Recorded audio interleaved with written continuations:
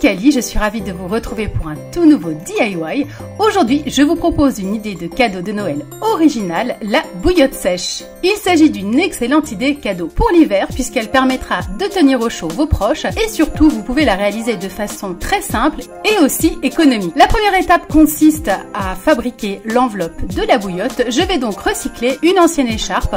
Je découpe la quantité de tissu nécessaire. Bien entendu, vous adaptez le métrage en fonction de la taille de la bouillotte que vous souhaitez confectionner. Ensuite, je vais venir coudre les extrémités en les repliant les unes sur les autres comme vous le voyez en image, de sorte à obtenir une espèce de petit pochon qui viendra accueillir le sachet qui renferme la bouillotte sèche.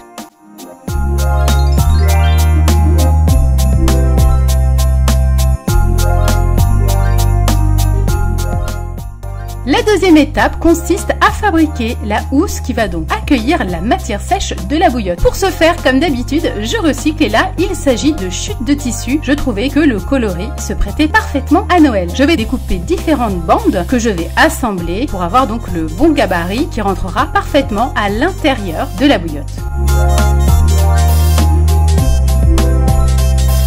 Je laisse un petit coin, une extrémité libre sans couture afin de pouvoir garnir son intérieur et ensuite bien entendu je le refermerai en dernière étape. Je passe maintenant mon ouvrage à l'endroit.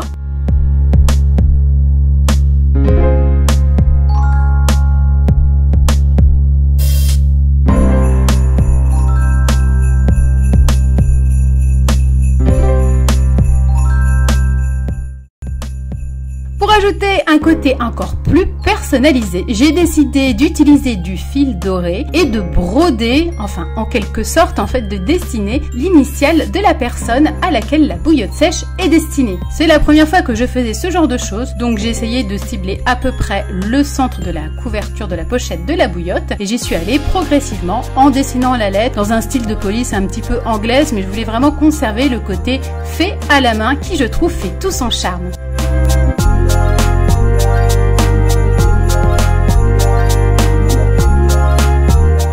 Ensuite, il est temps de passer à l'étape finale, la toute dernière, celle qui va consister tout simplement à réaliser la matière sèche de notre bouillotte. Pour remplir l'intérieur de votre bouillotte sèche, vous pouvez opter pour une multitude d'ingrédients. Cela peut être du riz, du blé, de l'orge, de la semoule, vraiment ce que vous voulez et ce que vous avez à disposition à la maison.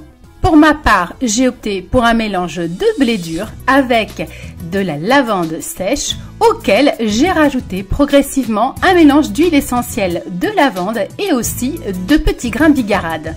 Une fois le tout parfaitement mélangé, il suffit de garnir l'intérieur de la bouillotte.